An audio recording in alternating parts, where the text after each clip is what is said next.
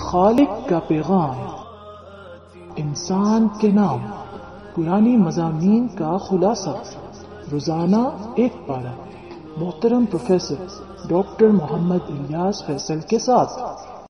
الحمدللہ وکفا والصلاة والسلام علی اشرف الرسل وخاتم الانبیاء وعلى آلہ واصحابہ نجوم الہدى، اما بعد فاعوذ باللہ من الشیطان الرجیم، بسم اللہ الرحمن الرحیم۔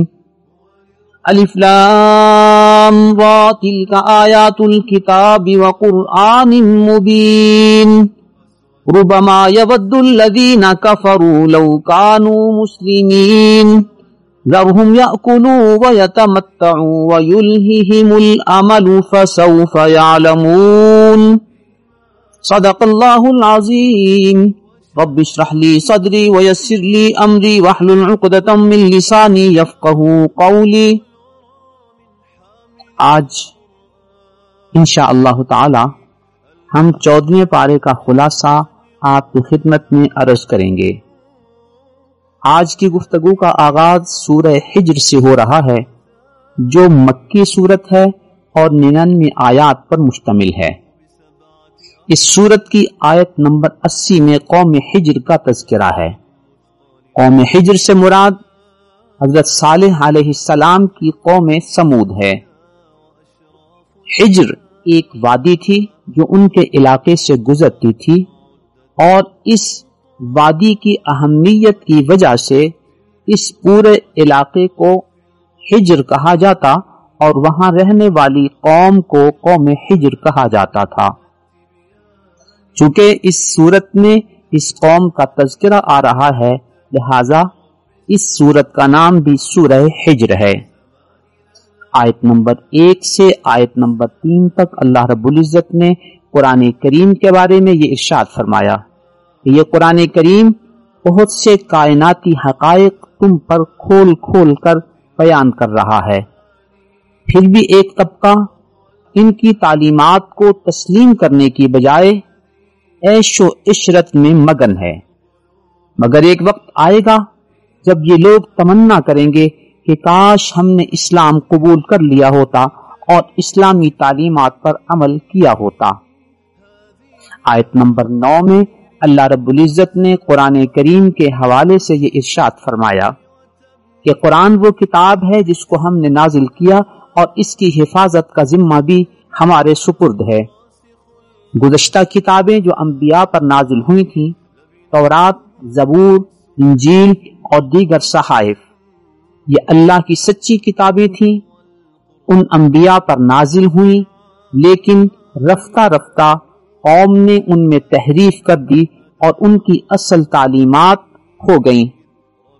لیکن قرآن کریم چونکہ قیامت تک کے لیے ہے اور نبی اکرم صلی اللہ علیہ وسلم کے بعد کسی اور نبی یا کسی اور کتاب نے نہیں آنا، لہذا ضرورت تھی کہ ایسی کتاب ہو جو قیامت تک محفوظ رہے اور قیامت تک آنے والی انسانیت اس سے مستفید ہوتے رہے اور اس سے رہنمائی حاصل کرتی رہے اور اس سے ہدایت حاصل کرتی رہے، لہذا اللہ تعالیٰ نے ایسی کتاب نازل فرما دی۔ یہ کتاب لوگوں کے سینوں میں بھی محفوظ ہے، تحریر میں بھی محفوظ ہے اور نسل در نسل محفوظ چلی آ رہی ہے۔ یہ سب کچھ ظاہری اسباب ہیں، لیکن حقیقت میں اس کی حفاظت کا ذمہ اللہ تعالیٰ نے لیا ہوا ہے۔ آج سے تقریباً 20 سال قبل ایک سپر پاور نے تحریف شدہ نسخہ قرآن کریم کا عام کرنے کی کوشش کی، لیکن انہیں 100% ناکامی ہوئی۔ اس کی بہت ساری وجوہ کے ساتھ ساتھ ایک اہم وجہ سمجھنے کی ہے کہ یہ جو قرآن کریم ہمارے پاس ہے، جسے ہم پڑھتے ہیں، اس کی ایک ایک نیکی، اس کے ایک ایک لفظ پر 10 نیکیاں ہمیں ملنے کا وعدہ ہے۔ لیکن کیا کسی کا تحریف شدہ نسخہ پڑھنے سے ہمیں اس کے ایک لفظ پر 10 نیکیاں ملیں گی یا اللہ کی ناراضگیاں نازل ہوں گی؟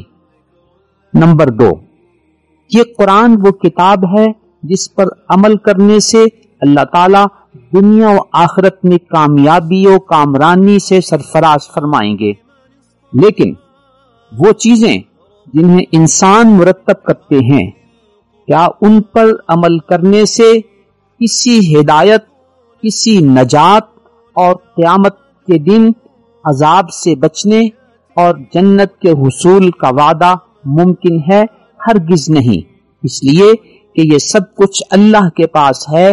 آج دنیا کی کسی سپر پاور کے پاس یہ طاقت نہیں کہ وہ مرنے کے بعد کی انسانی زندگی پر انعام و اکرام کے حوالے سے یا سزا کے حوالے سے اثر انداز ہو سکے۔ سپر پاورز کے حکمران بھی جب مر جاتے ہیں تو وہ ایک عام آدمی کی طرح بے بس و بے کس پڑے ہوتے ہیں۔ جن حکمرانوں کی لاشیں محفوظ ہیں وہ قدیم ہوں یا معاصر ہوں، آپ کے سامنے ان کی کیفیت ہے کہ اس مردے میں اور دوسرے مردے میں کوئی فرق نہیں ہے۔ اب اس کا معاملہ اللہ کے سپرد ہے اور اللہ جیسے چاہتے ہیں ان سے معاملہ کرتے ہیں۔ یوں اللہ کی کتاب پر عمل کرنے سے دنیا و آخرت کی فلاح و کامرانی کا وعدہ ہے، اور کسی اور محرف شدہ کتاب پر جسے وہ کوئی بھی عنوان دے دیں، پڑھنے پر نیکیوں کی بجائے گناہ ہے اور عمل کرنے سے کامیابی کی بجائے ناکامی ہے۔ یہ بھی ایک اہم وجہ ہے کہ دنیا میں کوئی ایسی کتاب وجود میں نہیں آ سکتی جو قرآن کریم کا مقابلہ کر سکے۔ یوں قرآن کریم ایک معجزہ ہے اس حوالے سے کہ اس میں تحریف ناممکن ہے۔ جس طرح اس کا مثل کوئی نہیں لا سکا، اسی طرح اس میں تحریف بھی نہیں کر سکے گا۔ یوں معجزہ دیکھنے سے کسی چیز کی حقانیت کا اندازہ ہو جاتا ہے، تو اللہ تعالی نے ہمیں قرآن کریم کا معجزہ آنکھوں سے دکھایا ہوا ہے کہ یہ دیکھو اللہ کا وہ معجزہ ہے، دو پہلوؤں سے، اس حوالے سے کہ اس کی ایک صورت کا مثل بھی کوئی نہیں لا سکتا، اور اس حوالے سے بھی کہ کوئی اس میں تحریف نہیں کر سکتا۔ جب یہ معجزہ ہے تو اس کا پیغام بھی حق ہے، لہذا اسے تسلیم کرنے میں کامیابی ہے اور تسلیم نہ کرنے میں ناکامی ہے۔ یہ معجزانہ پہلو ہمیں دعوت ایمان و عمل دیتا ہے، اور ساتھ ہی ساتھ ہمارے ذہنوں میں آنے والے شیطانی وساوس یا ہمارے ذہنوں میں ڈالے جانے والے وہ الہادی افکار و نظریات، ان کا علاج بھی ہے۔ ہمیں مختلف قسم کی غلط فہمیوں میں الجھایا جاتا ہے کہ دیکھیں جی مسلمان بھی اللہ ہی کی عبادت کرتے ہیں، یہود و نصارہ بھی تو کسی اللہ کو مانتے ہیں، یہ ہندو بھی کسی نہ کسی انداز میں، سکھ بھی کسی نہ کسی انداز میں اپنے معبود کی عبادت تو کرتے ہیں نا، تو پتہ نہیں مرنے کے بعد اللہ کس کس کے کون کون سے عمل کو قبول کر لے گا۔ ہرگز ایسا نہیں۔ جب اللہ تعالیٰ نے واضح اعلان فرما دیا کہ اے امت محمدیہ، تمہارے لیے میں نے جو دین اسلام بھیجا ہے وہ نبی اکرم صلی اللہ علیہ وسلم پر نازل ہوا، قرآن کی شکل میں اور نبی کی تعلیمات کی شکل میں، اور اس دین کے علاوہ جو کسی اور دین کو لے کر آئے گا میں اس سے ہرگز قبول نہیں کروں گا۔ لہذا یہ معجزہ ہمیشہ ہمارے ایمان کا محافظ ہے اور اس کے پیغام کے حوالے سے سچائی ہے، اور اس میں ہمارے ذہن میں کسی قسم کی کوئی کنفیوژن پیدا نہیں کر سکتا۔ اللہ تعالیٰ اس قرآن کریم سے ہمیں مستفید ہونے کی توفیق عطا فرمائے۔ آیت نمبر 26 میں اللہ تعالیٰ نے انسان کی تخلیق کے حوالے سے ایک واضح بات ارشاد فرمائی کہ میں نے انسان کو گارے اور مٹی سے پیدا کیا ہے. یہ انسان کا نقطہ آغاز ہے. حضرت آدم علیہ السلام کی تخلیق ہوئی. اس کے بعد جیسے سورہ نساء کی آیت نمبر 1 میں ارشاد فرمایا کہ یا ایھا الناس اتقوا ربکم الذی خلقکم من نفس واحدہ، اے انسانوں ڈرو اس رب سے جس نے تم سب کو ایک ہی نفس سے پیدا کیا. وہ ایک نفس حضرت آدم علیہ السلام ہیں، کیونکہ وخلق منہا زوجہا، ان کی بیوی کو بھی انہی میں سے پیدا کیا. پھر اس میاں اور بیوی میں سے وبث منہما رجالا کثیرا ونساء، ان میں سے پھر نسل آدم کو چلایا. یوں اللہ تعالیٰ نے تخلیق انسان کے حوالے سے ہمیں ایک واضح تصور دیا ہے. لہذا اسلام اور قرآن کو ماننے والے دنیا کے کسی موہوم اور تخیلاتی تھیوری میں گم ہو کر اپنا ایمان ضائع نہیں کر سکتے. آیت نمبر 27 میں جنات کے حوالے سے ایک واضح بات ارشاد فرمائی وَالْجَانَّ خَلَقْنَاهُ مِنْ قَبْلُ مِنْ نَارِ السَّمُومِ، جنات کو آگ سے پیدا کیا. جن اللہ تعالیٰ کی ایک مخلوق ہے اور اس کی تخلیق آگ سے ہوئی ہے، اور شیطان بھی جنات میں سے تھا، جیسے سورہ کہف کی آیت نمبر 50 میں ہے کان من الجن، یہ بھی جن قبیلے ہی سے تھا. 29ویں پارے میں ایک سورت ہے جس کا نام ہی سورہ جن ہے، اور اس میں جنات کے اسلام قبول کرنے کا واقعہ مذکور ہے. سورہ زاریات کی آیت نمبر 56 میں اللہ تعالیٰ نے انسان اور جن کو ایک مکلف مخلوق کی حیثیت سے بتایا ہے کہ وما خلقت الجن والانس الا لیعبدون، میں نے جن اور انسان کو اس لیے پیدا کیا ہے کہ یہ میرے احکامات پر عمل کریں، میری عبادت کریں. گویا دوسری مخلوقات کی عبادت کی ایک اور حیثیت ہے، لیکن اللہ کی جو تعلیمات انبیاء و رسل کے ذریعے آتی ہیں ان تعلیمات کی پابندی جنات پر بھی ہے اور انسان پر بھی ہے. یہی وجہ ہے کہ جس طرح انسانوں میں مسلمان اور کافر ہیں، جنات میں بھی مسلمان اور کافر ہیں. اس بات کی سمجھ کے بعد یہ بات واضح ہو گئی کہ جنات کو ایک مخلوق ماننا اور انسان کو مٹی سے پیدا کیا ہوا ماننا یہ ہمارا اسلامی قرآنی عقیدہ ہے. واضح رہے کہ آج کے دور میں ایک طبقہ جنات کے وجود کا انکاری ہے. بالفاظ دیگر وہ قرآن کریم کی ان آیات کا انکاری ہے. آیت نمبر 28 سے 50 تک حضرت آدم علیہ السلام کی تخلیق کا ذکر ہے، اور یہ کہ فرشتوں کو حکم دیا گیا کہ وہ انہیں سجدہ کریں. اسی دوران شیطان نے سجدہ کرنے سے انکار کیا اور جواب میں بے جا اکڑ اور تکبر کا مظاہرہ کیا. اللہ تعالیٰ نے ناراضگی کی اور اسے اپنے دربار سے دھتکار دیا اور اپنی رحمت سے دور کر دیا اور اس پر لعنت کا اعلان فرمایا، اور یہ بھی بتایا کہ جو تمہاری بات مانے گا وہ تمہاری طرح جہنم میں جائے گا، جو اللہ کی مانے گا اللہ اسے جنت عطا فرمائیں گے. آیت نمبر 51 سے آیت نمبر 77 تک اس بات کا تذکرہ ہے کہ کچھ فرشتے حضرت ابراہیم علیہ السلام کی خدمت میں حاضر ہوئے اور آ کر بتایا انا نبشرک بغلام علیم، ہم آپ کو ایک بیٹے کی خوشخبری دینے کے لیے آئے ہیں. ابراہیم علیہ السلام نے فرمایا میں تو بوڑھا ہو چکا ہوں، تم مجھے بڑھاپے میں بیٹے کی خوشخبری دے رہے ہو. انہوں نے عرض کیا کہ ہم آپ کو ایک حق بات کی خوشخبری سنا رہے ہیں اور ایسا ہو کر رہے گا، آپ نا امید نہ ہوں. حضرت ابراہیم علیہ السلام نے ایک عقیدے کا اظہار کیا کہ وَمَن يَقْنَطُ مِن رَحْمَةِ رَبِّهِ إِلَّا الضَّالُّونَ، کہ اللہ کی رحمت سے نا امید ہو جانا یہ تو گمراہی ہے. گویا ہمیشہ اللہ تعالیٰ سے رحمت کی امید رکھنا چاہیے، اور رحمت کی امید سے نا امید ہو جانا یہ گمراہی ہے.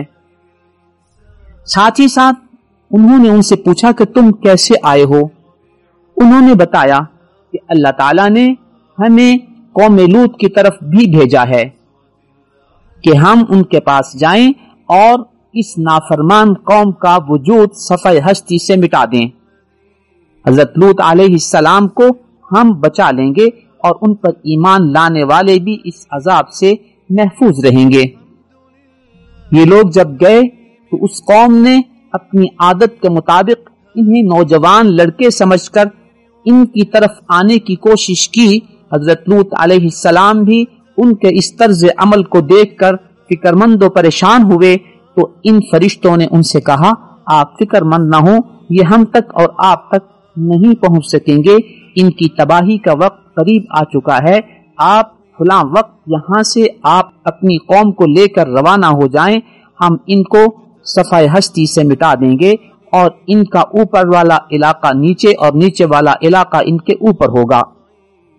قوم لوط کا علاقہ اردن اور فلسطین کے درمیان سرحد پر واقع ہے، جسے ہم بحر میت یا ڈیڈ سی کہتے ہیں۔ آیت نمبر 80 میں قوم حجر کا ذکر ہے، یہ حضرت صالح علیہ السلام کی قوم تھی جسے سمود کہتے ہیں۔ حجر ایک وادی ہے جو اس علاقے میں ہے اور اسی کی طرف یہ قوم منسوب ہے، جہاں اس بات کا ذکر ہے کہ انہوں نے مرسلین کو جھٹلایا، یعنی رسولوں کو جھٹلایا، جبکہ بظاہر ہمیں یہ معلوم ہوتا ہے کہ انہوں نے حضرت صالح علیہ السلام کو جھٹلایا، اس کے علاوہ تو اور کوئی رسول ان کے پاس نہیں آیا، تو پھر انہوں نے رسولوں کو کیسے جھٹلایا؟ تو یہ بات سمجھنے کی ہے کہ جو قوم ایک رسول کو نہیں مانتی، گویا اس نے سابقہ رسولوں پر ایمان لانے کا جو تقاضا تھا وہ بھی پورا نہیں کیا، لہذا انہوں نے گزشتہ رسولوں پر بھی ایمان کو مسترد کر دیا اور ایمان نہیں رکھا۔ اس قوم کا علاقہ مدینہ منورہ سے تبوک کی جانب 400 کلومیٹر کے فاصلے پر ہے۔ صحیح بخاری کی حدیث نمبر 4702 میں ہے، نبی اکرم صلی اللہ علیہ وسلم نے ارشاد فرمایا کہ جب تم اس قوم کے علاقے سے گزرو تو روتے ہوئے گزرو، روتے ہوئے داخل ہو جاؤ، اور اگر تم نہیں رو رہے تو پھر اس علاقے میں داخل ہی نہ ہونا، خطرہ اس بات کا ہے کہ جو عذاب ان پر آیا تھا وہ کہیں تمہیں بھی نہ پہنچ جائے۔ یہی وجہ ہے کہ نبی اکرم صلی اللہ علیہ وسلم جب غزوہ تبوک کے لیے تشریف لے جا رہے تھے اور اس قوم کے علاقے سے گزر ہوا تو آپ نے ارشاد فرمایا کہ یہاں سے روتے ہوئے گزرو اور جلدی سے گزرو۔ لہذا آج اس علاقے میں جب لوگ جاتے ہیں، کیونکہ اب یہ علاقہ محفوظ ہے اور وہاں جانے کی اجازت ہے زائرین کو بھی، تو اس میں ہمیں جاتے ہوئے حدیث مبارکہ کے اس مفہوم کو پیش نظر رکھنا ہے کہ وہاں سیر و تفریح کی نیت سے نہیں جانا، اور وہاں جا کر اپنی جو کیفیت بنانی ہے وہ کیفیت بنانی ہے کہ رونے والی کیفیت ہو کہ اے اللہ یہ قوم تیری باتوں کو نہ مان کر کس طرح تباہ و برباد ہو گئی، اے اللہ ہماری حفاظت فرمانا۔ آیت نمبر 87 میں اللہ رب العزت نے ارشاد فرمایا وَلَقَدْ آتَيْنَاكَ سَبْعًا مِنَ الْمَثَانِي وَالْقُرْآنَ الْعَظِيمِ، آپ پر اللہ کی جو نعمتیں ہیں ان نعمتوں میں سے ایک بڑی نعمت یہ ہے کہ آپ کو 7 مثانی عطا فرمائی گئی ہے اور قرآن عظیم عطا فرمایا گیا ہے۔ بخاری شریف کی حدیث نمبر 4704 میں ہے، سیدنا ابو ہریرہ رضی اللہ تعالی عنہ کہتے ہیں کہ نبی اکرم صلی اللہ علیہ وسلم نے ارشاد فرمایا ام القرآن یہ 7 المثانی، ام القرآن سے مراد 7 مثانی ہے، اور قرآن میں جو 7 مثانی کا ذکر ہے اس سے مراد سورہ فاتحہ ہے۔ بخاری شریف کی حدیث نمبر 4703 میں ہے، ابو سعید بن المعلا کہتے ہیں کہ میں نماز ادا کر رہا تھا، نبی اکرم صلی اللہ علیہ وسلم نے مجھے بلایا، جب میں حاضر خدمت ہوا تو آپ نے ارشاد فرمایا کیا میں تمہیں قرآن کریم کی سب سے بڑی سورت نہ سکھا دوں؟ انہوں نے عرض کیا جی ہاں ضرور یا رسول اللہ صلی اللہ علیہ وسلم۔ یہ سن کر سیدنا ابو سعید نبی اکرم صلی اللہ علیہ وسلم کے ساتھ ساتھ ہو لیے۔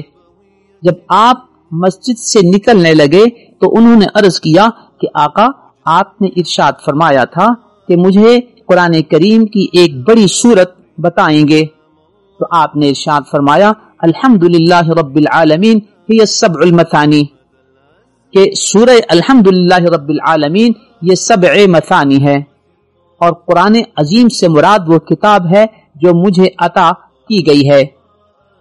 سورہ فاتحہ سبع مثانی 7 آیات پہ مشتمل ہے، اور اسے مثانی اس لیے کہا گیا کہ یہ بار بار پڑھی جاتی ہے، تمام نمازوں کی ہر رکعت میں اسے پڑھا جاتا ہے، اور نماز کے علاوہ بھی یہ اتنی فضیلت والی سورت ہے کہ اسے پڑھنا باعث برکت ہے۔ آگے اللہ رب العزت نے سورت کے آخر میں ارشاد فرمایا فاصدع بما تؤمر، جو تعلیمات آپ کو دی گئی ہیں اب آپ کھل کر انہیں بیان کیا کریں، اور مشرکین کی باتوں کا خیال نہ رکھیں، اگر وہ آپ کا مذاق اڑاتے ہیں تو آپ فکر مند ہو جائیں، انا کفیناک المستہزئین، آپ کا مذاق اڑانے والوں کے لیے ہم کافی ہیں۔ نبی اکرم صلی اللہ علیہ وسلم کے دور مبارک میں جو لوگ خاص طور پر اور بہت زیادہ آپ کا مذاق اڑاتے تھے وہ 5 افراد تھے، اور یہ سب کے سب مارے گئے، قتل ہو گئے۔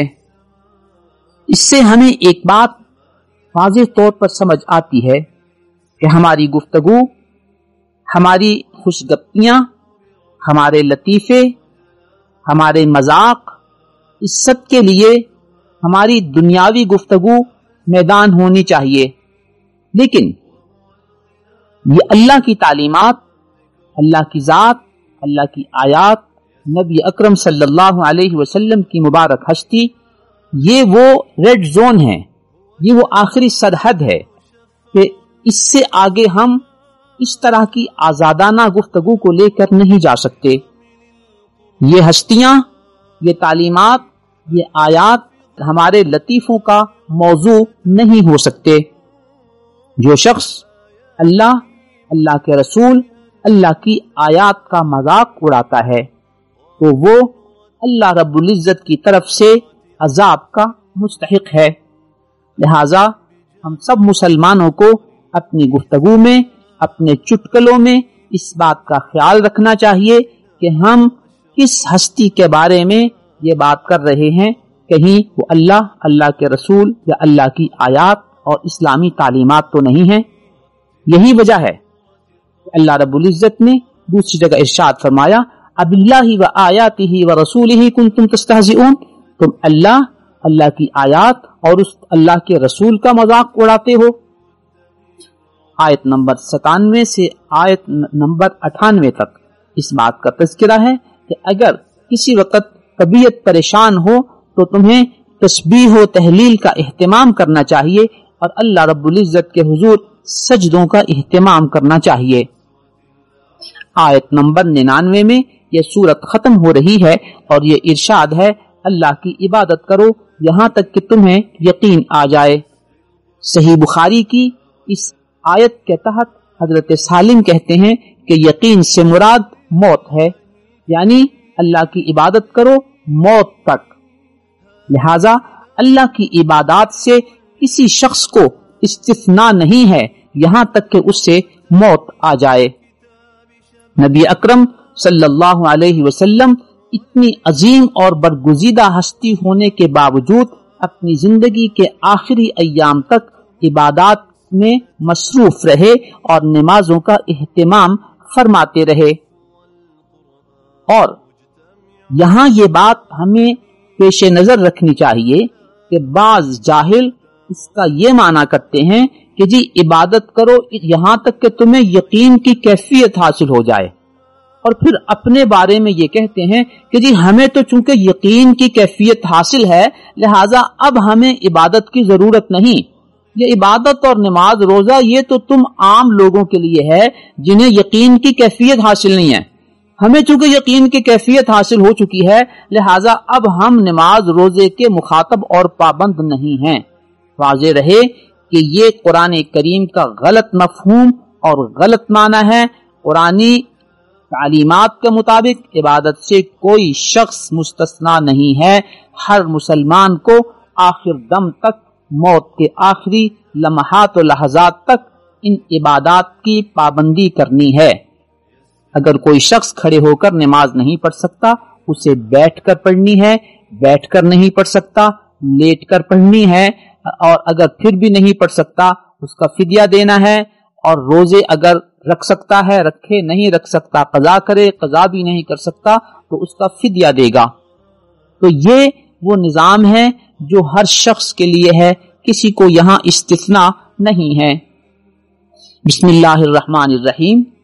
14ویں پارے کی سورہ نحل کا آغاز ہو رہا ہے۔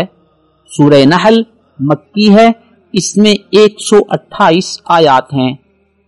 اگر ہم سورت کے آغاز میں اس سورت کے نام رکھنے کی وجہ بھی عرض کر دیں تو وہ یہ ہے کہ اس کی آیت نمبر 68 میں نحل کا ذکر ہے۔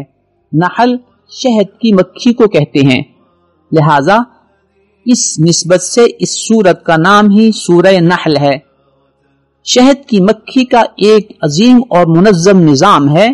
اس پر کتابیں لکھی جا چکی ہیں کہ ان کا نظام کتنا منظم ہوتا ہے، کتنا پابند ہوتا ہے، اور ہر شخص کس اچھے انداز پہ حسن خوبی کے ساتھ اپنی ذمہ داریاں نبھا رہا ہوتا ہے، اور اس کے نتیجے میں شہد کی جو نعمت حاصل ہوتی ہے وہ انسانوں کی غذا بنتی ہے۔ یہاں شروع میں عرض کر دیا جائے کہ اس پوری صورت میں اللہ رب العزت نے توحید کی طرف ایک منظم انداز میں دعوت دی ہے، اور سمجھانے کی اس نہج پہ کوشش کی ہے کہ ایک ایک چیز کی نشاندہی کر کے متوجہ کیا ہے کہ اس بات پر بھی غور کرو، اس بات پر بھی غور کرو۔ ہر بات تمہیں یہ دعوت فکر دے رہی ہے کہ اللہ ایک ہے، اللہ کے علاوہ کوئی معبود نہیں ہے۔ اس سورت کی آیت نمبر 2 میں دعوت توحید کے ساتھ ساتھ دعوت توحید کی دلیل کا آغاز بھی ہو رہا ہے کہ اللہ تعالیٰ نے زمین و آسمان کو پیدا کیا ہے، اور جو انسان اللہ تعالیٰ کی اس توحید کے بارے میں ہم سے جھگڑتا ہے، کیا اس نے اپنی اصلیت پر کبھی غور کیا کہ اس کی ابتدا ایک گندے قطرے سے ہوئی ہے؟ اس حیثیت کا انسان اس کائنات کے خالق اور اس کائنات کے خالق کے نظام کے بارے میں اپنے خالق سے جھگڑتا ہے، اسے اپنی اصلیت پہ غور کرنا چاہیے۔ یہ ایک پہلو تھا۔ آیت نمبر 5 سے آیت نمبر 10 تک مخصوص قسم کے انعامات کا تذکرہ ہے۔ ان میں اللہ فرماتے ہیں کہ ذرا غور تو کرو، یہ جانور اور چوپائے اللہ نے تمہارے لیے پیدا کیے ہیں۔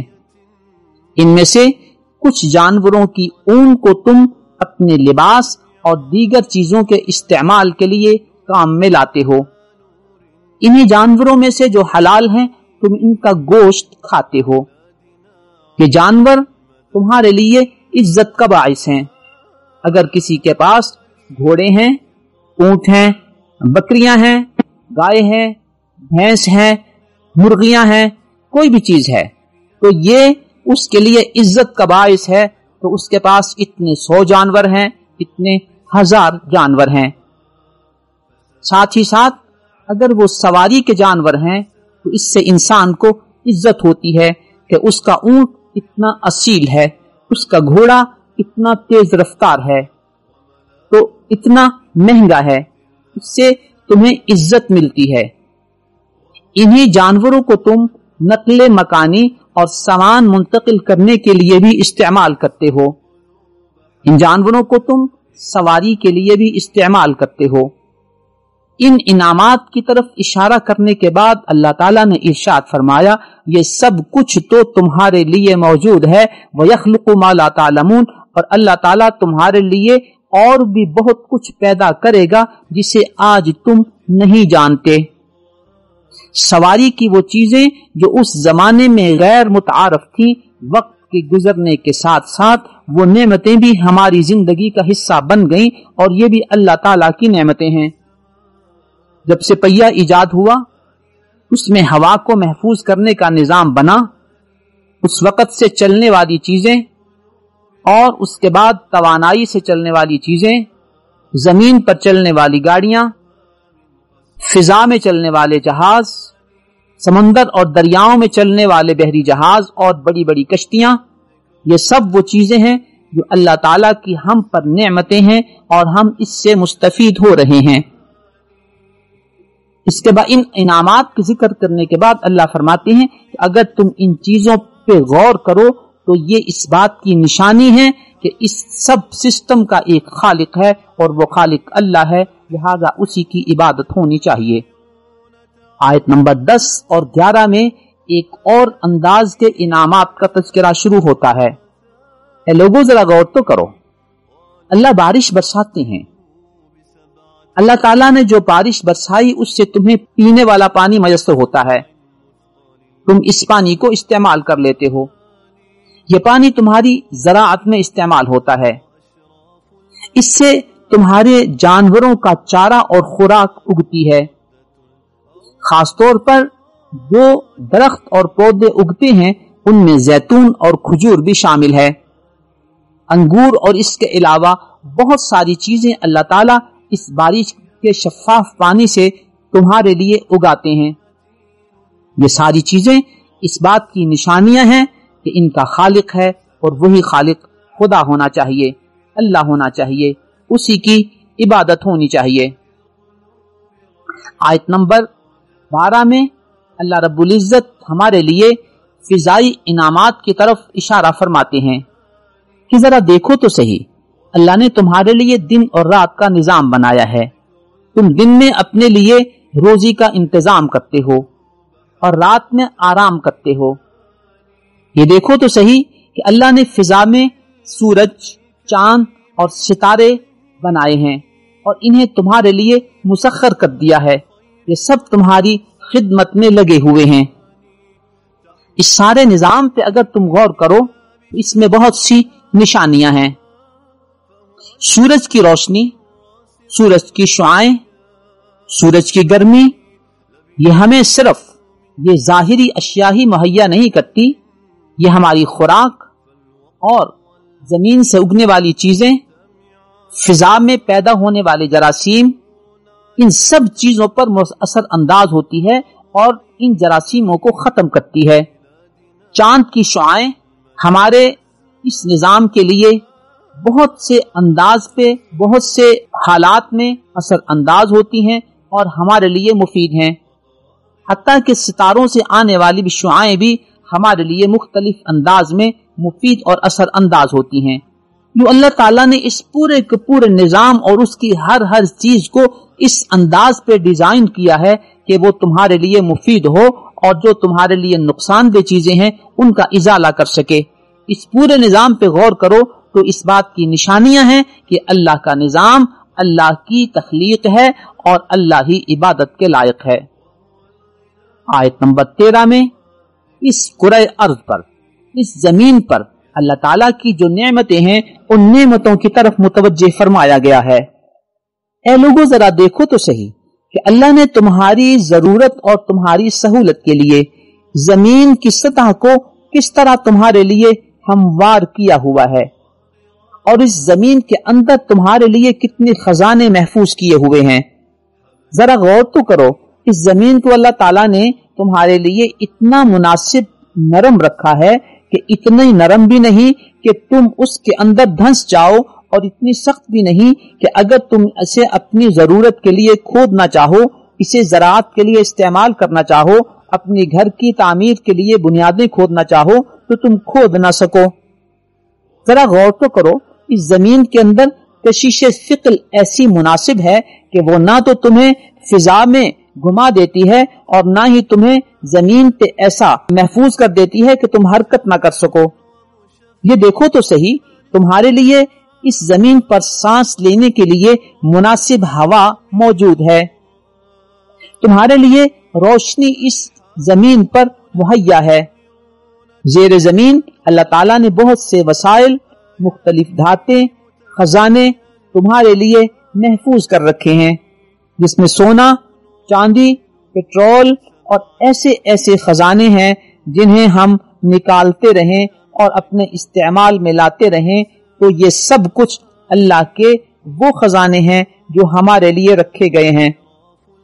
اسی زمین پر اللہ نے پہاڑ بنائے، راستے بنائے، دریا بنائے، نہریں بنائیں، نشانات سفر بنائے، خصوصاً جب کسی جنگل میں سفر ہو، صحرا میں سفر ہو یا کسی ایسے راستے پر سفر ہو، ایسے علاقے کا سفر ہو جہاں عام طور پہ ہموار راستے موجود نہیں ہوتے، لیکن ایسے نشانات سفر ہوتے ہیں جن پر چل کے انسان اپنی منزل تک پہنچ سکتا ہے۔ اسی زمین پہ رہتے ہوئے تم اپنے راستوں کے تعین کے لیے ستاروں سے رستوں کا تعین کر لیتے ہو، فضائی سفر ہو یا بحری سفر ہو، ان سب میں اللہ کے اس نظام سے، ان نشانات سے رہنمائی تم لیتے ہو۔ اس سارے نظام پہ ذرا غور تو کرو، یہ اللہ کا بنایا ہوا نظام ہے، تو اللہ ہی خالق ہے، اللہ ہی مالک ہے، اللہ ہی عبادت کے لائق ہے، اللہ کے علاوہ اور کسی نے یہ سب کچھ نہیں بنایا تو وہ عبادت کے لائق نہیں ہے۔ آیت نمبر 14 میں اللہ تعالی نے سمندری انعامات کی طرف ہمیں متوجہ کیا کہ دیکھو تو صحیح، اس سمندر کو جو زمین کے 3 گنا بڑا ہے، زیادہ ہے، خشکی کی نسبت، اس پورے سسٹم کو تمہارے لیے مسخر کر دیا ہے۔ تم اس میں سفر کر سکتے ہو، تم اس میں سے بحری جانوروں کا، حلال جانوروں کا شکار کر سکتے ہو، اس میں سے قیمتی پتھر اور قیمتی موتی نکال کر اپنے استعمال میں لا سکتے ہو اور ان سے تجارت کر سکتے ہو۔ ان انعامات کو دیکھتے ہوئے تمہیں اللہ کا شکر ادا کرنا چاہیے جس اللہ نے یہ سب کچھ تمہارے لیے مسخر کیا ہے۔ ان تمام سلسلوں کو ذکر کرنے کے بعد اللہ نے ہمیں ایک قانون بتایا۔ آیت نمبر 17 میں افمن یخلق کمن لا یخلق، جو پیدا کرنے والی ذات ہے کیا وہ اس کی طرح ہے کہ جس نے کچھ پیدا نہیں کیا؟ اور ظاہر ہے کیا جس نے کچھ پیدا نہیں کیا وہ اس کی طرح ہو سکتی ہے جس نے سب کچھ پیدا کیا؟ جب ایسا نہیں ہو سکتا تو پھر تم ان لوگوں کو جنہوں نے کچھ پیدا نہیں کیا اس پورے کے پورے نظام کائنات میں ان کو اللہ کے ساتھ کیوں شریک کرتے ہو؟ اللہ فرماتے ہیں افلا تذکرون، تمہیں کوئی نصیحت حاصل نہیں ہوتی اس سارے نظام سے؟ اللہ تعالیٰ آگے ہمیں آیت نمبر 18 میں یہ فرماتے ہیں کہ میری نعمتیں انہی چیزوں پہ ختم نہیں ہو گئیں جو میں نے تمہیں گنوائی ہیں۔ وَإِن تَعُدُّوا نِعْمَتَ اللَّهِ لَا تُحْصُوهَا، اللہ کی اتنی نعمتیں ہیں کہ اگر تم گننا چاہو تو تم ان کو گن نہیں سکتے۔ جب اللہ کے اتنے انعامات ہیں تمہارے اوپر تو پھر اللہ ہی کی عبادت کرنی چاہیے، اور اتنے انعامات اللہ کے علاوہ تم پر کسی اور کے نہیں ہیں تو پھر کسی اور کی عبادت کرنا کیسے صحیح اور جائز ہو سکتا ہے؟ یہاں کبھی کبھی بعض کم علم یہ کہہ دیتے ہیں کہ یہ کون سی بات ہوئی کہ جی اللہ کے انعامات کی گنتی نہیں ہو سکتی۔ اگر ہم ان نعمتوں کی ایک فہرست بنا لیں تو ظاہر ہے ہم ان نعمتوں کی تعداد معلوم کر لیں گے۔ پہلی بات تو یہ ہے کہ اس پورے نظام کائنات میں اللہ رب العزت کی نعمتوں کے جو دائرے ہیں، ان نعمتوں کے جو مختلف پہلو ہیں، آج تک ہمیں ان نعمتوں کا اور ان پہلوؤں کا مکمل ادراک ہی نہیں ہے۔ ہم تو ان کی تلاش میں لگے ہوئے ہیں، ہم تو اس ریسرچ میں لگے ہوئے ہیں کہ یہاں کون کون سی وہ چیزیں ہیں جن سے ہم مزید فائدہ اٹھا سکتے ہیں۔ اللہ نے زمین میں جو خزانے رکھے ہوئے ہیں، آج تک ہم ان خزانوں کے بارے میں 100% معلومات ہی نہیں لے سکے۔ آج تک ہم ریسرچ کر رہے ہیں کہ کون سے علاقے میں کون سی دھات کتنی مقدار میں کس جگہ پہ واقع ہے۔ آج تک تو ہماری تلاش جاری ہے، ہم تحدید کیسے کر سکتے ہیں۔ ایک تو یہ پہلو ہمارے پیش نظر رہنا چاہیے۔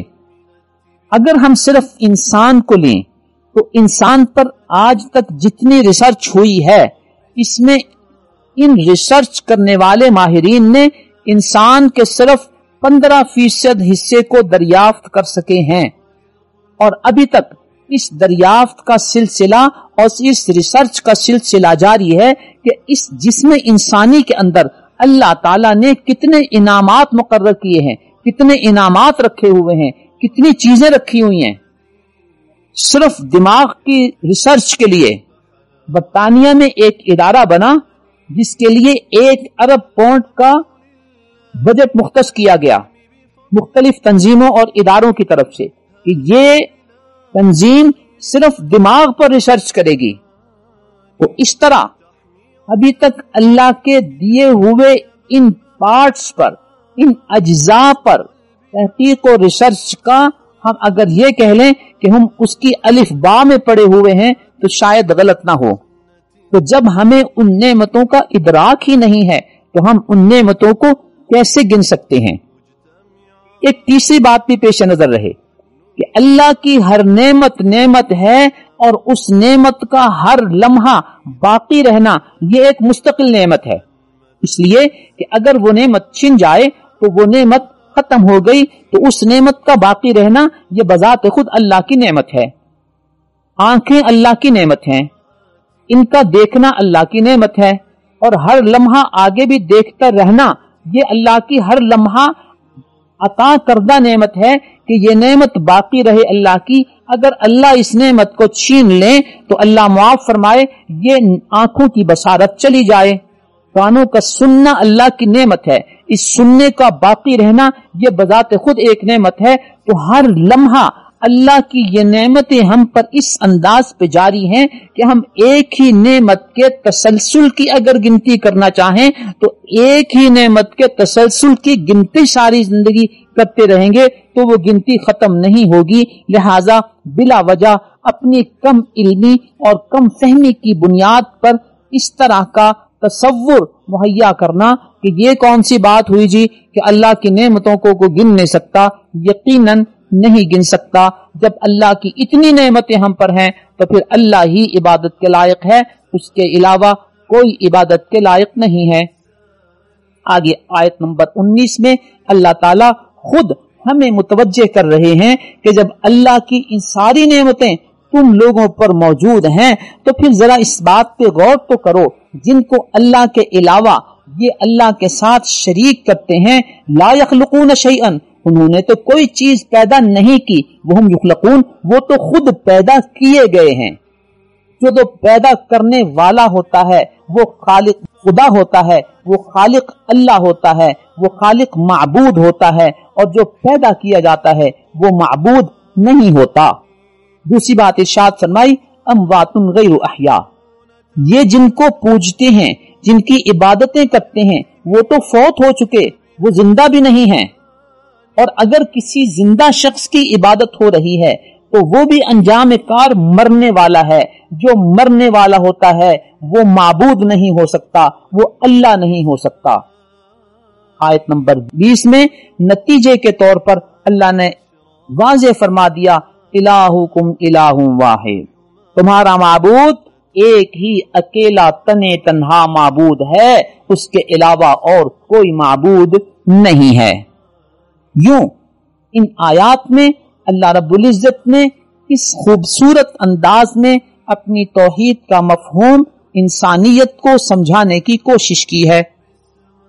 आयत नंबर 24 से आयत नंबर 29 तक अल्लाह ताला ने कुछ लोगों के बारे में ये बताया कि अगर आप इनसे कुरान करीम के बारे में पूछें कि जो कुरान करीम नाजिल किया जा रहा है इसके बारे में आपका क्या तबसरा है, तो वो कहेंगे कि असातीरुल अव्वलीन, ये पुराने लोगों की कहानियां हैं। हालांकि अल्लाह रब्बुल इज्जत की इस किताब का हर लफ्ज, हर हरफ, हर सत्र, हर आयत एक बामकसद चीज है। और अगर पहले लोगों का किस्सा, पहले लोगों के किस्से हमें बताए गए हैं तो वो हमारी इबरत के लिए हैं और उनसे सबक आमोजी के लिए हैं।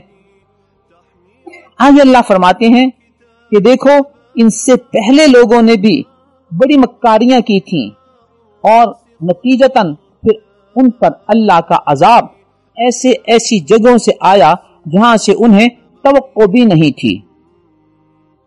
انہی لوگوں کے بارے میں اللہ تعالیٰ نے ایک منظر کشی کی ہے کہ جو نافرمان ہیں ان کی جب موت آتی ہے تو کیا منظر ہوتا ہے۔ فرشتے آتے ہیں اور بتاتے ہیں کہ تم لوگوں نے اپنی جانوں پر ظلم کیا تھا، اب تمہارا انجام اچھا نہیں ہے۔ کہ اب قیامت کے دن اللہ تعالیٰ ایسے لوگوں کو رسوا کر دے گا جنہوں نے اپنی زندگیاں اللہ کی تعلیمات کے مطابق نہیں گزاری ہوں گی۔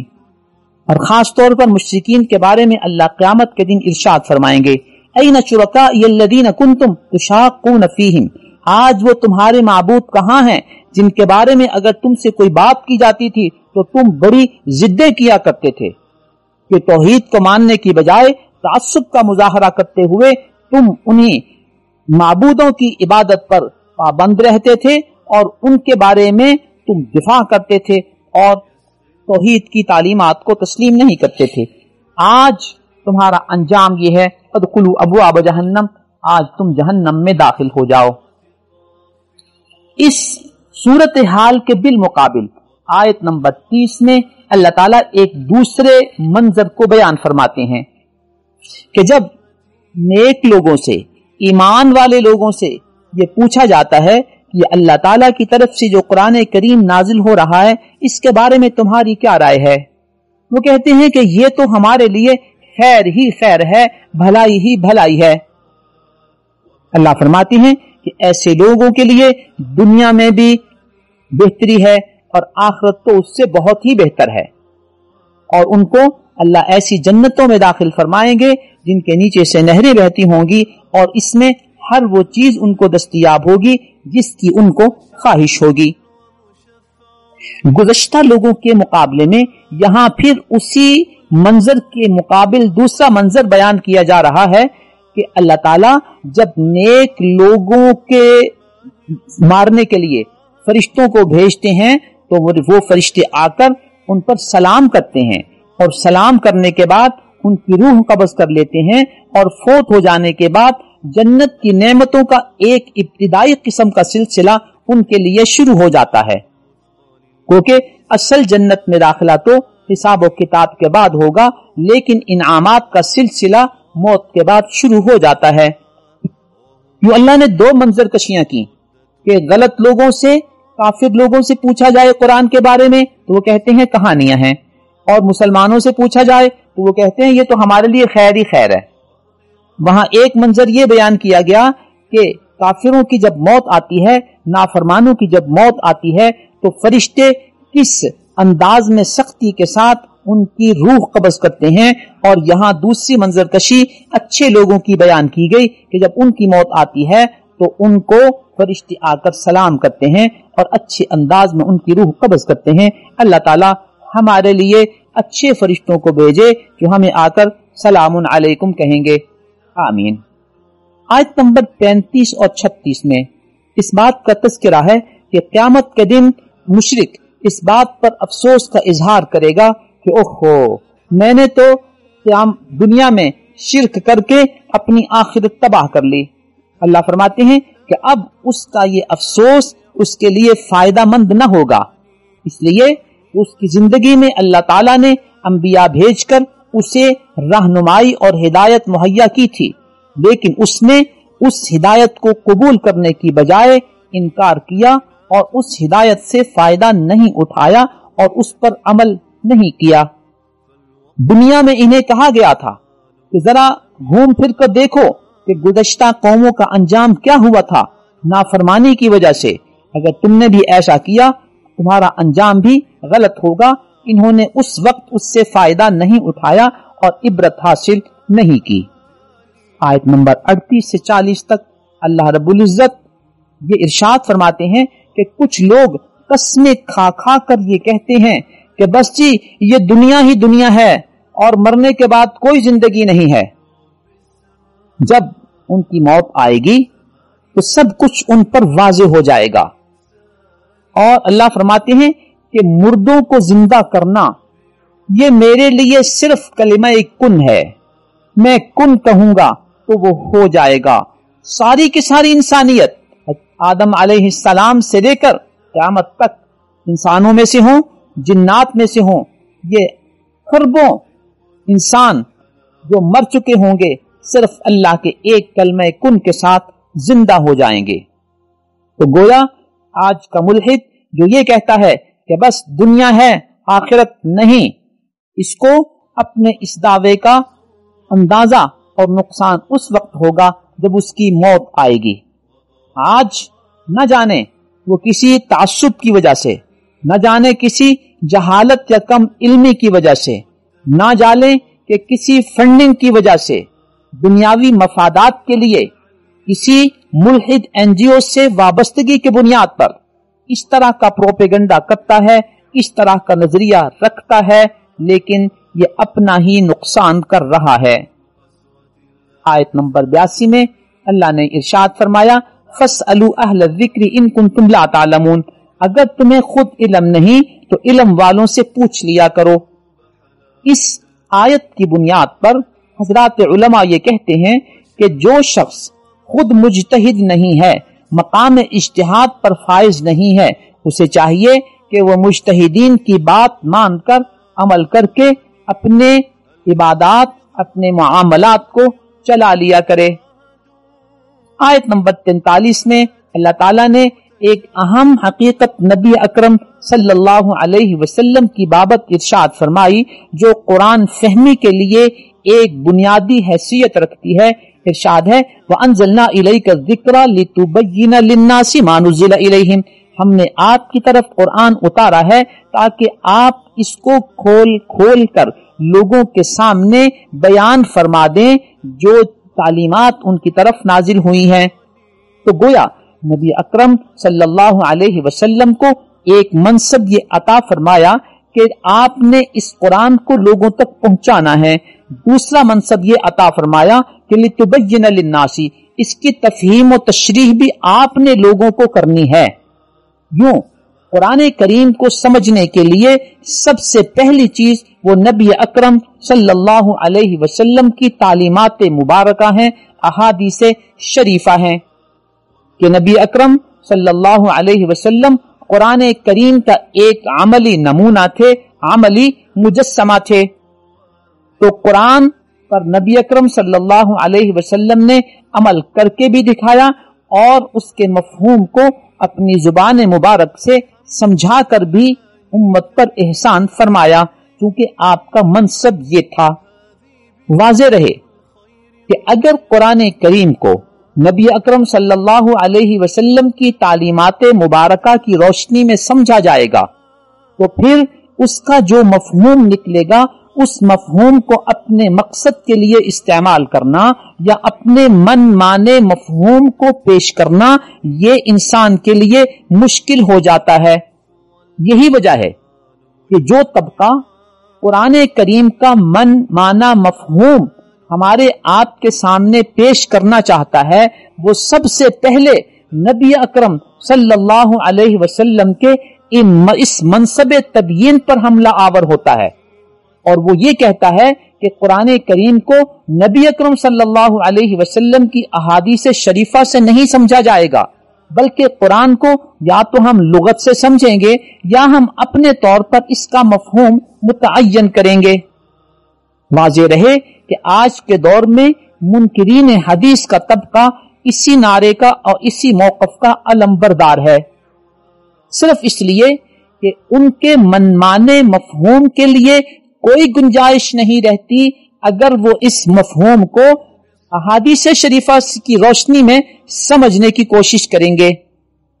اور یہ بات بھی واضح رہے کہ ہمارے دور میں 15ویں صدی کے ایک میڈیا اسکالر جناب غامدی صاحب بھی اسی نہج پہ قرآن کریم کے من مانے مفاہیم کو ہمارے اور آپ کے سامنے پیش کرنے کی کوشش کرتے ہیں، اور یہی وجہ ہے کہ وہ قرآنی مفاہیم کے تعین کے لیے احادیث شریفہ کو وہ مقام عملی طور پر نہیں دیتے جو ان احادیث شریفہ کو دینا چاہیے، کیونکہ یہ مقام تفصیل نہیں ہے، لہذا یہاں میں اس کی تفصیل میں نہیں جاؤں گا۔ وہ کہ آپ کو بتاتا چلوں کہ الحمدللہ اس موضوع پر دوسرے مقامات پہ میرے لیکچرز کا سلسلہ جاری ہے، وہاں سے آپ اس کی تفصیلات باقاعدہ دلیل و برہان کے ساتھ ملاحظہ فرما سکتے ہیں۔ آیت نمبر 45 میں اللہ تعالیٰ فرماتے ہیں کہ جن لوگوں نے دنیا میں اپنی زندگی کو غلط انداز میں گزارا ان کی سزا کیا ہوگی۔ اللہ فرماتے ہیں میری مرضی ہے، چاہے تو میں ان کو زمین میں دھنسا کر سزا دوں یا ایسی انداز میں سزا دوں کہ انہیں اس کا اندازہ ہی نہ ہو، اسے تصور ہی نہ ہو۔ میں چاہوں تو انہیں اس انداز میں سزا دوں کہ وہ چلتے پھرتے ہی مر جائیں، یا میں چاہوں تو پہلے ان کو متنبہ کر دوں اور اس تنبیہ کے بعد پھر ان کو موت آئے۔ یہ میرا نظام ہے، جیسے چاہوں میں انہیں سزا دے سکتا ہوں۔ اس پوری کی پوری صورت میں چونکہ اللہ رب العزت ہمیں مختلف انداز میں توحید کے مفاہیم سمجھا رہے ہیں، اس کے دلائل ہمیں بتا رہے ہیں جو کائنات کے عملی مشاہدے ہیں، تو آیت نمبر 51 اور 52 میں اللہ ارشاد فرماتے ہیں وقال اللہ لا تتخذوا الہین اثنین، اللہ فرماتے ہیں کہ دو معبودوں کو اختیار نہ کرنا، انما ہوا الہ واحد، معبود تو وہ اللہ اکیلا ہی ہے، وَلَهُ مَا فِي السَّمَاوَاتِ وَالْأَرْضِ، یہ آسمان و زمین میں جو کچھ ہے یہ سب اسی کا ہے، جب اسی کا ہے تو وہی معبود ہے، جب کسی کا نہیں تو کوئی بھی اس کے علاوہ معبود نہیں ہو سکتا۔ آیت نمبر 61 میں اللہ ارشاد فرماتے ہیں کہ انسان اور لوگ جتنے گناہ کر رہے ہیں، اللہ اگر ان کا مواخذہ کرنے پر آئے تو پھر زمین پر کوئی زندہ شخص باقی نہ رہے، لیکن اللہ ایک مدت تک کے لیے ان کے سزا یا ان کی جزا کو مؤخر کر رہے ہیں، جب وہ وقت آئے گا تو پھر ان کو اپنے کیے کی سزا ملے گی۔ لہذا دنیا میں جو اللہ نے ہمیں وقت دیا ہے اسے مہلت سمجھنا چاہیے اور اس سے فائدہ اٹھا کر اللہ رب العزت کی طرف رجوع کرنا چاہیے، اپنے عقیدے کو اپنے عمل کو درست کرنا چاہیے اور قرآن کریم کی روشنی سے استفادہ کرتے ہوئے اپنے آپ کو اپنے عقیدہ و عمل کو قرآن کے تابع کرنا چاہیے، اور جو غلط فہمیاں ہمارے عقیدہ و عمل کے حوالے سے ہیں انہیں قرآنی تعلیمات کی روشنی میں اصلاح کر کے درست کر لینا چاہیے۔ اور یہ ہماری گفتگو، یہ ہمارا خلاصہ اسی سلسلے کی ایک کڑی ہے کہ ہم قرآن کریم کو پڑھیں، سنیں، بیان کریں تاکہ ہم اپنی اصلاح کر سکیں۔ اللہ تعالی ہمیں اس کی توفیق عطا فرمائے۔ آیت نمبر 66 میں اللہ تعالی ایک اور انداز میں ہمیں سمجھاتے ہیں کہ دیکھو تو صحیح، یہ جو جانور تمہارے پاس ہیں اس میں تمہارے لیے عبرت اور سوچ کا ایک اور انداز ہے۔ ذرا دیکھو کہ ان کے پیٹ میں بہت کچھ ہوتا ہے، ان کے پیٹ میں غلاظت بھی ہوتی ہے، ان کے جسم میں خون بھی ہوتا ہے، اور مختلف ایسی چیزیں، ان سب چیزوں کے درمیان سے اللہ تعالیٰ تمہارے لیے ان کا صاف، شفاف اور خالص دودھ تمہیں مہیا کرتے ہیں جنہیں تم پیتے ہو۔ کیا تم نے کبھی اس صورتحال پہ غور کیا کہ اس پورے جسم میں سے اللہ رب العزت نے دودھ کے لیے ایک ایسے رستے متعین فرمائے ہیں کہ تمہیں صاف شفاف دودھ مہیا ہو جائے، اور اس میں نہ تو بو ہو کسی گندگی کی اور نہ ہی آمیزش ہو کسی نجاست کی، اور تمہاری صحت کے لیے مفید ہو، مضر نہ ہو۔ کیا اس پہ تم غور نہیں کرتے؟ اللہ کے علاوہ کسی اور نے جانوروں کے اندر یہ نظام پیدا کیا ہے یا اللہ نے کیا ہے؟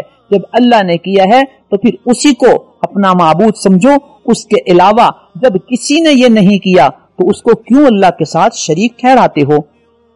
آیت نمبر 68 میں اللہ تعالیٰ نے انہی مکھیوں کا تذکرہ کیا جو شہد کی مکھیاں ہوتی ہیں، ان کے پورے نظام کا بتایا کہ یہ شہد کی مکھیاں کس طرح پہاڑوں پہ درختوں پہ جاتی ہیں، وہاں سے خوراک لیتی ہیں اور اس کو جمع کرتی ہیں، اور اس سے جو شہد حاصل ہوتا ہے یہ تمہارے لیے شفا ہے، تمہارے لیے غذا ہے۔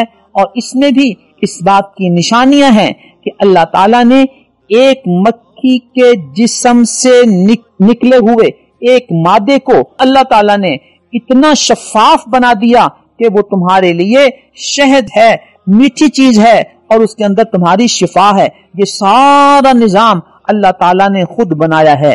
کیا اس شہد کی مکھی کے علاوہ کسی اور مکھی یا کسی اور جانور کے کیا اس انداز پہ تمہارے لیے میٹھی اور شفا کا باعث ہو سکتی ہے؟ جب نہیں تو صرف مکھی، شہد کی مکھی ہی وہ چیز ہے جس میں اللہ نے یہ نظام رکھا ہے۔ یہ نظام اللہ کا ہے، اللہ کے علاوہ کسی اور نے یہ نظام نہیں بنایا۔ جب نہیں بنایا تو پھر اللہ کے ساتھ کسی اور کو شریک نہیں کرنا چاہیے۔ آیت نمبر 70 میں اللہ رب العزت ایک اور انداز میں ہمیں یہ بات سمجھاتے ہیں کہ تم اپنی زندگیوں پر تو غور کرو، اللہ ہی نے تمہیں پیدا کیا، اللہ ہی تمہیں موت دے گا، اللہ ہی تم میں سے کچھ لوگوں کو بڑی عمر تک پہنچائے گا، یہاں تک کہ تم اپنی معلومات ہی بھول جاؤ۔ تو یہ سارے کا سارا نظام کون کر رہا ہے؟ کیا تمہاری تخلیق میں اللہ کے علاوہ کسی کا عمل دخل ہے؟ کیا اللہ کے علاوہ کوئی اور تمہیں مار سکتا ہے؟ اگر تمہیں لمبی عمر دینی ہے تو اللہ کے علاوہ کوئی اور لمبی عمر دے سکتا ہے؟ جب نہیں دے سکتا تو اللہ ہی معبود ہے، اللہ کے علاوہ کسی اور کو شریک نہیں ٹھہرایا جا سکتا۔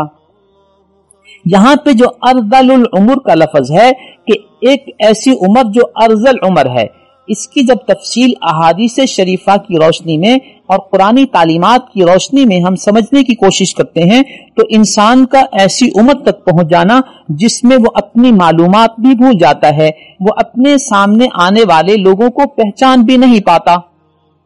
یہی وجہ ہے کہ نبی اکرم صلی اللہ علیہ وسلم اپنی دعاؤں میں ایسی عمر سے اللہ کی پناہ مانگا کرتے تھے۔ تو ایسی عمر سے پناہ مانگنا یہ بنیادی طور پہ امت کو تعلیم دی گئی ہے کہ تم بھی اللہ سے دعا مانگا کرو، اے اللہ ہمیں ایسی عمر سے بچانا، ایسے مرحلے تک پہنچنے سے بچانا جس میں ہمیں نہ تو کچھ یاد رہے اور نہ ہی کسی کی پہچان رہے اور نہ ہی یہ پتا ہو کہ کیا کھانا ہے، کب کھانا ہے۔ یہ ساری صورتحال اگر ہم اپنے سامنے رکھیں تو آج ہم اپنے معاشرے میں جب کسی کو دعائیں دیتے ہیں تو دعا یہ دیتے ہیں اللہ آپ کو لمبی عمر دے۔ اس دعا کی بجائے ہمیشہ یہ دعا دینی چاہیے اللہ تعالیٰ آپ کو صحت و سلامتی کے ساتھ اور عافیت کے ساتھ لمبی عمر دے، اور ساتھ ہی ساتھ اللہ اس زندگی میں لمبی زندگی نیکیوں والی ہو، ایمان والی ہو، ایسی زندگی اللہ دے۔ تو ایسے ہی کہہ دینا لمبی عمر، یہ انسان کے لیے دعا سے زیادہ بد دعا ہے کہ لمبی عمر کا نتیجہ ارذل العمر ہوتا ہے، جس میں انسان موجود تو ہوتا ہے لیکن اس کا موجود نہ ہونا اس کے ہونے سے بہتر ہوتا ہے۔ آیت نمبر 71 میں اللہ رب العزت ہمیں یہ بتاتے ہیں واللہ فضل بعضکم علی بعض، اللہ نے تم میں سے بعض کو بعض بس فضیلت دی ہے۔ یہ اللہ کا نظام کائنات چلانے کے لیے یہ چیز بہت ضروری تھی کہ کوئی شخص خدمت کر رہا ہے، کوئی خدمت لے رہا ہے، کوئی اجرت دے رہا ہے، کوئی اجرت لے رہا ہے۔ اگر سارے کے سارے مالدار ہوں تو مزدوری کون کرے گا؟ یہ نظام کائنات نہیں چل سکتا۔ اگر سارے کے سارے غریب ہوں تو ان غریبوں سے ایک اجرت کون دے کر کام کون لے گا؟ تو ظاہر ہے کہ اس نظام کو سمجھانے کے لیے اللہ نے اس بعض کو بعض پر فضیلت عطا فرمائی ہے کہ یہ نظام کائنات چلتا رہے۔ یہی وجہ ہے اس فطری نظام کے برعکس جو لوگ اس بات کی کوشش کرتے ہیں کہ ہم لوگوں میں مساوات پیدا کریں گے اور کسی شخص کو کسی پر کوئی فضیلت نہیں ہوگی، یہ نظام فطرت کے خلاف ہے۔ یہ آج سے تقریباً 1 صدی قبل سوشلسٹوں نے بھی یہ نعرہ بڑا لگایا اور یہ نعرہ بڑا مقبول ہوا، لیکن اس کی حقیقت کیا تھی وہ ہم پر اور آپ پر مخفی نہیں ہے کہ مساوات کے نام پر ایک طبقے نے لوگوں پر حکمرانی کی، اور یہ وہ سوشلسٹ پارٹی تھی جو مساوات کا نعرہ تو لگاتی تھی لیکن سارے اختیارات وہ ان کے پاس تھے، یہ حکمران تھے، باقی سب مخلوق تھے، تمام وسائل ان کے پاس جمع تھے اور ان کو وہ لوگوں پر تقسیم کرنے کی کوشش کرتے تھے، لیکن یہ نظام چند سالوں کے بعد ناکام ہو گیا۔ 70 کی دہائی میں ہمارے ملک میں بھی بعض حکمرانوں نے مساوات کے نعرے لگائے، اور کیونکہ ہم نے بات کو سمجھنا ہے، یہ مساوات کا نعرہ سوشلسٹ نظام اور سوشلسٹ سسٹم کا نعرہ تھا۔ جب ان سے کہا گیا کہ ہمارا ملک تو اسلامی اساس پر قائم ہے، یہاں آپ سوشلسٹ نظام کی بات کیسے کرتے ہیں؟ انہوں نے کہا کہ نہیں، سوشلسٹوں کا جو نظام مساوات ہے وہ اشتراکی مساوات ہے، ہماری جو مساوات ہوگی وہ مساوات محمدی ہوگی، ہم ہر شخص کو روٹی، کپڑا اور مکان مہیا کریں گے۔ 1970 سے لے کر آج 2020 تک 50 سال گزر گئے، آپ دیکھ لیں تو اس نظام نے قوم کو کتنی مساوات دی ہے۔ گویا کہ یہ سب کچھ نعرے ہوتے ہیں اقتدار کے حصول کے لیے، اور چونکہ یہ نعرے نظام فطرت کے خلاف ہیں لہذا ان پر عمل کرنا ممکن نہیں ہوتا۔ آیت نمبر 77 میں اللہ فرماتے ہیں کہ آسمان و زمین کی باتوں کو، ان کے غیب کو اللہ ہی جانتا ہے، اللہ کے علاوہ اور کوئی نہیں جانتا۔ جہاں تک قیامت کا معاملہ ہے تو قیامت کو قائم کرنا اللہ کے لیے ایسے ہے جیسے پلک جھپکنا، اور قیامت کا آنا بھی اللہ کے لیے ایسے ہے کہ وہ سالوں صدیوں پر محیط نہیں، بلکہ اللہ کے لیے ایسا ہے جیسا کہ پلک جھپک یا اس سے بھی زیادہ قریب۔ کیونکہ ہم آسمان و زمین کے اندر سورج، چاند اور زمین کے جس نظام میں رہ رہے ہیں، ہم اس سسٹم میں رہنے کی وجہ سے وقت کے پابند ہو چکے ہیں، اور ہمارے اوپر یہ دن رات، ماہ و سال گزر رہے ہیں۔ جو شخص اس نظام اور اس سسٹم سے باہر ہے وہ اس وقت کا پابند نہیں ہے۔ اللہ رب العزت اس کائنات کے خالق و مالک ہیں، یہ سارے ماہ و سال ہمارے لیے ہیں، اللہ کے لیے یہ سب کچھ پلک جھپک ہے۔ اس لیے اللہ نے فرمایا وما امر الساعۃ الا کلمح البصر او هو اقرب۔ آیت نمبر 78 میں اللہ ارشاد فرماتے ہیں کہ تم ذرا اپنی پیدائش پہ تو غور کرو، اللہ نے تمہیں تمہاری ماؤں کے پیٹوں سے پیدا کیا ہے، اللہ ہی نے تمہیں سننے کی طاقت دی اور تمہارے کان بنائے، اللہ ہی نے تمہیں دیکھنے کی طاقت دی اور تمہاری آنکھیں بنائیں، اللہ ہی نے تمہارا دل بنایا، اللہ ہی نے تمہارے جسم کے اندر کی ساری چیزیں بنائیں، لہذا اللہ ہی کا شکر ادا کرو، اللہ کے علاوہ کسی اور کو اس کے ساتھ شریک نہ ٹھہراؤ۔ یہ وہ چیزیں ہیں جو ہمارے سامنے ہیں، اللہ ان کو ہمارے سامنے رکھ کر اپنی خالقیت اور اپنے الہ و معبود ہونے کے لیے یہ باتیں ہمیں سمجھا رہے ہیں۔ آیت نمبر 81 میں اللہ فرماتے ہیں کہ ذرا اپنے دائیں بائیں غور تو کرو کہ اللہ نے تمہارے لیے پہاڑ بنائے ہیں، ان پہاڑوں میں تم اپنے لیے محفوظ مقامات بنا سکتے ہو۔ اس کرۂ ارض پر، اس زمین پر سب سے محفوظ مقام وہ پہاڑوں کے نیچے اور پہاڑوں کے اندر بنائے ہوئے مقامات ہوتے ہیں کہ ان پر ایٹمی توانائی بھی اثر انداز نہیں ہو سکتی۔ تو اگر یہ چیزیں نہ ہوں تو تم اپنے لیے محفوظ مقامات کیسے بنا سکتے ہو؟ ذرا دیکھو تو صحیح، اللہ نے تمہارے لیے سائے کا انتظام کیا ہے، اللہ نے تمہارے لیے سردی گرمی کے لباس میں استعمال ہونے والا بنیادی مادہ تیار کیا ہے جس سے تم اپنے لباس بناتے ہو، اللہ ہی کا شکر ادا کرو۔ آیت نمبر 86 میں اللہ فرماتے ہیں کہ اس سب کے بالمقابل جو لوگ اللہ کے ساتھ کسی کو شریک ٹھہراتے ہیں، قیامت کے دن وہ اللہ کو یہ عرض کریں گے کہ اے اللہ، یہ دیکھیں، یہ ہیں وہ ہمارے معبود جن کی ہم عبادت کیا کرتے تھے آپ کے علاوہ۔ اور جب ان سے پوچھا جائے گا تو وہ کہیں گے یہ جھوٹے ہیں، انہوں نے کوئی ہماری عبادت نہیں کی۔ آیت نمبر 95 میں اللہ تعالیٰ نے ہمیں کچھ تعلیمات دی ہیں، خاص طور پر 6 تعلیمات کا تذکرہ ہے۔ اللہ کا تمہیں حکم ہے تم عدل و انصاف کا معاملہ کرو۔ یہ عدل و انصاف تمہارے گھر سے شروع ہو کر تمہارے ملک کی سیاست تک سے تعلق رکھتا ہے کہ ہر معاملے میں تمہیں عدل و انصاف سے قائم لینا ہے۔ اللہ فرماتے ہیں احسان کرو، نیکی کرو، اچھائی کرو، بھلائی کرو، رشتہ داروں کے ساتھ اچھے سلوک سے رہو۔ اللہ تعالیٰ تمہیں ہر برائی اور ہر بدکاری سے منع فرماتے ہیں۔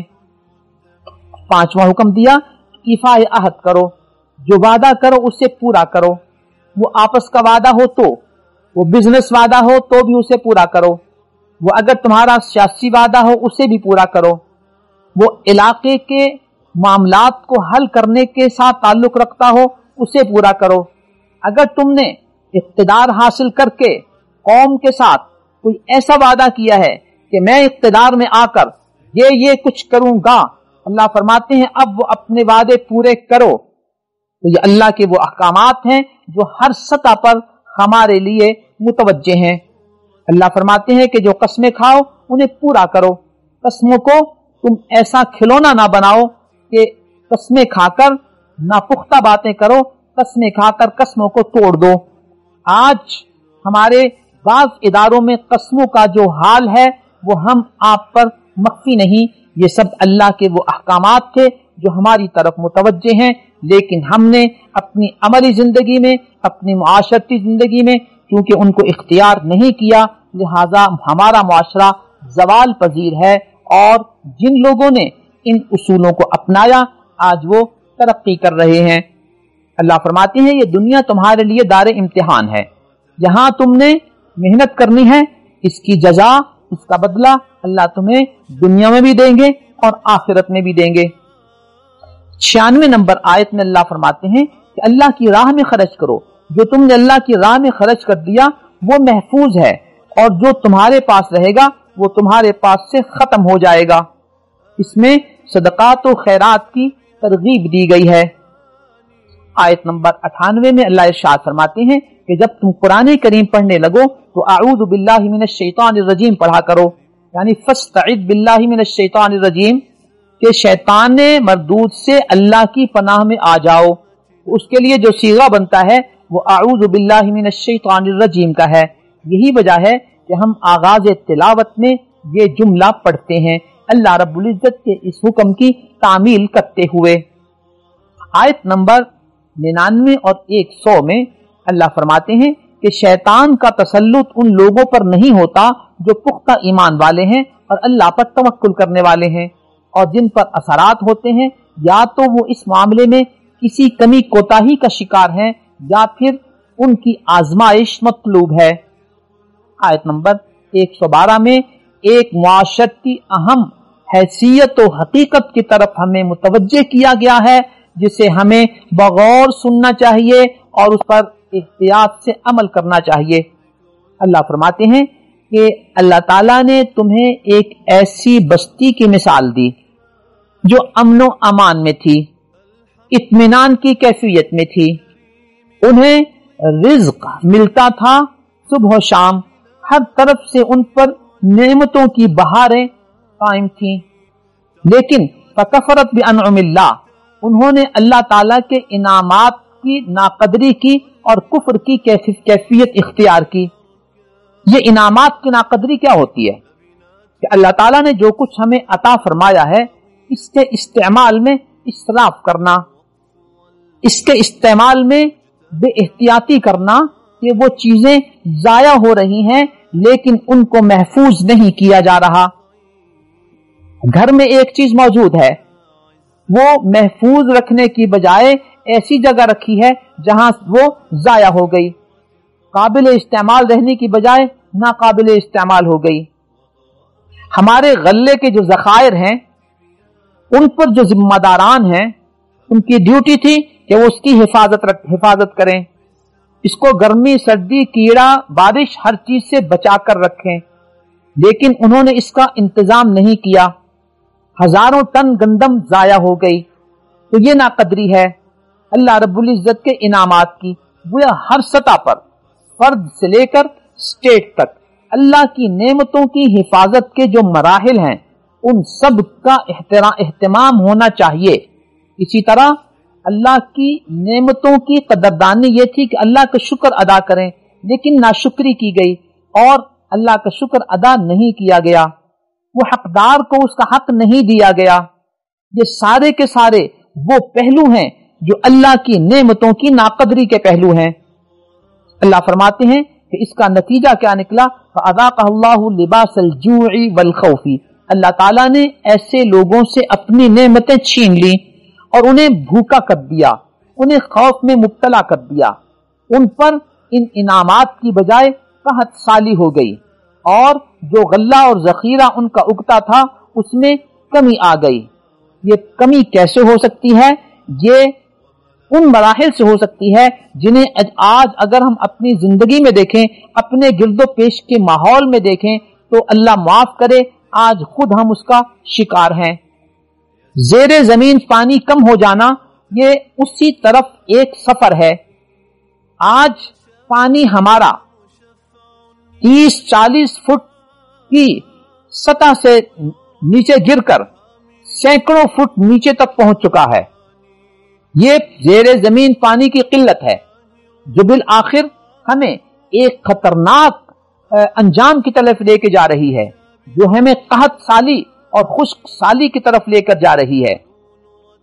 آج اللہ تعالی کی جو نعمت بارش کے پانی کی شکل میں ہمارے پاس موجود تھی اور اس کو ہمیں محفوظ کرنا چاہیے تھا ڈیم بنا کر، وہ ہم نے اس کی حفاظت نہیں کی. وہ پانی ہمارے کام آنے کی بجائے سمندروں میں گر کے ضائع ہو رہا ہے. یہ اللہ تعالیٰ کی نعمتوں کی ناقدری ہے. اور جن لوگوں کے ذمے یہ ذمہ داریاں تھیں وہ اپنی ذمہ داریاں نبھانے کی بجائے جن کاموں میں مصروف ہیں وہ ہم اور آپ پر مخفی نہیں، ہم آپ بخوبی ان سے واقف ہیں. یہ دریاؤں کی کیفیت دیکھیے کہ دریا خشک ہو رہے ہیں اور ہمارے محفوظ ڈیموں میں پانی کی جو مطلوبہ مقدار تھی وہ کم سے کم تر ہو رہی ہے. یہ ساری کی ساری صورتحال ہمیں ایک خطرناک انجام کی طرف دھکیل رہی ہے، لیکن ہم کبوتر کی طرح آنکھیں بند کیے بیٹھے ہیں. الغرض یہ اللہ تعالیٰ کی نعمتیں ہیں، اللہ کی نعمتوں کی قدر کی جائے گی. اللہ ایسے اسباب بنا دیں گے کہ وہ نعمتوں کا تسلسل قائم رہے گا، لیکن اللہ کی نعمتوں کی ناقدری کی جائے گی تو اللہ کا عذاب آئے گا اور نعمتوں کی بجائے بھوک بطور سزا ہوگی، خوف بطور سزا ہوگا. اللہ تعالی ہمیں ایسے برے انجام سے محفوظ فرمائیں. آیت نمبر 125 میں اللہ تعالیٰ نے ہمیں ایک اہم حقیقت کی طرف متوجہ فرمایا. ادعو الی سبیل ربک بالحکمت والموعظۃ الحسنۃ وجادلہم باللتی ہی احسن. لوگوں کے ساتھ گفتگو کرو، دین کا پیغام پہنچاؤ حکمت کے ساتھ، اچھی نصیحت کے ساتھ، اور اگر کسی بحث و مباحثے کا انداز اختیار کرنا پڑے تو وہ بھی اچھے انداز میں کرو، اس میں بھی کسی کی توہین نہ ہو، کسی کی تذلیل نہ ہو، کسی کی بے عزتی نہ ہو، وہ بھی اچھے انداز میں کرو. تو یہ وہ تعلیمات ہیں جو اسلامی تعلیمات کی دعوت کے حوالے سے ہمیں پیش نظر رکھنی چاہیے. یہ بات ذہن میں رہے کہ عوام ہو خواص، علماء ہو یا غیر علماء، جو علم ان کے پاس موجود ہے وہ علم انہیں اچھے انداز میں آگے ڈیلیور کرنا ہے. وہ ایتھینٹک معلومات ہوں، صحیح معلومات ہوں، وہ اپنی اولاد تک منتقل کرنی ہے، اپنے شاگردوں تک منتقل کرنی ہے، اپنے ساتھیوں تک منتقل کرنی ہے، اپنے دوست احباب تک منتقل کرنی ہے، اپنے رشتہ داروں میں منتقل کرنی ہے. اور علماء کی ذمہ داریاں تو بہت زیادہ ہیں. یہاں اگر حضرات علماء کرام سے یہ شکوہ کر لیا جائے تو شاید بے جا نہ ہوگا کہ اس آیت میں جن 3 مراحل کا ہمیں حکم دیا گیا ہے، ان 3 مراحل کی بابت ہماری اکثریت کس حد تک ان مراحل کو اختیار کر رہی ہے اور اس کے لیے انہوں نے اپنے آپ کو تیار کیا ہوا ہے. یہ صورتحال ہمارے لیے قابل غور ہے. جہاں کہیں افہام و تفہیم کے حوالے سے، مسائل کے سمجھنے سمجھانے کے حوالے سے اور غلط فہمیوں اور شکوک و شبہات کے ازالے کے حوالے سے بات کی جاتی ہے اور یہ سائل کا حق ہے وہ علماء سے پوچھا جاتا ہے، تو علماء کس حکمت و موعظت اور کس مجادلہ حسنہ کے ساتھ عوام کو مطمئن کر پاتے ہیں، یہ صورتحال قابل توجہ ہے اور اس میں بہتری کی ضرورت ہے۔ لہذا علماء کرام کو بطور خاص اس موضوع پر محنت کرنی چاہیے، اپنے مطالعے کو وسیع کرنا چاہیے اور معاشرے میں موجود شکوک و شبہات جو اسلام کے بارے میں ہیں ان کو ختم کرنے کے لیے انہیں اپنا کردار ادا کرنا چاہیے اور اس کے لیے میدان عمل میں آنا چاہیے۔ یہ ان کی ذمہ داری ہے اور قیامت کے دن ان سے اس بات کی پوچھ ہوگی کہ تم نے نظریاتی سرحدوں کی حفاظت کی ذمہ داری اپنے سر لی تھی اور یہ ذمہ داری کتنے فیصد تم نے پوری کی۔ اللہ تعالیٰ اس ذمہ داری کو صحیح طور پر